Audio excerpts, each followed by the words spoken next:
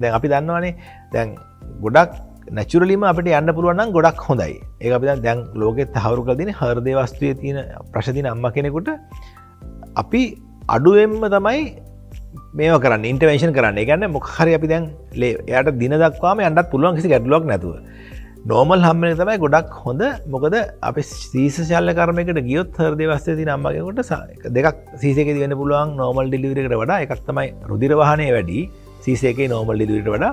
ඊට අමතරව ආසාදනය වීම හැකියාව වැඩි සීස එකේදී නෝමල් ඩෙලිවරිට වඩා. මේ දෙක මම ඉස්සෙල්ලා කිව්වා වගේ හෘදේ වස්තුවට බලපාන හින්දා අපි දැන් සාමාන්‍යයෙන් උදේශ කරනවා නෝමල් කරන එක හොඳයි කියලා ගර්භණී අවස්ථාවේ ඉන්න අම්මා කෙනෙක් හાર્ට් ඩිසීස් එක. ඒකම අර දැන් අපි දන්නවනේ දැන් ගොඩක් වෙලාවට අන්තිම වෙලාවේ ගොඩක් තටමන්න ඕනේ කියලා බබා හම්බෙන්න. ඒ තටමනකොටත් ගොඩාක්ම හෘදේ වස්තුවට ස්ට්‍රේන් එකක් එනවා. හાર્ට් එකේ වැඩි ස්පීඩ් එකත් වැඩි වෙනවා. හાર્ට් එක කරන්න තියෙන වැඩ කොටසත් වැඩි වෙනවා. ඒක අවම කරගන්න සමහර වෙලාවට අපි නිර්දේශ කරනවා ඒ වගේ වෙලාවට අන්තිම වෙලාවේදී අර උපකරණයක් දාලා එක ෆෝසෙප් එකක් එක වැකියුම් එකක් දාලා අම්මට පොඩ්ඩක් පහසු කරලා දෙනවා ඒ තරමන එක අඩු කරන්න.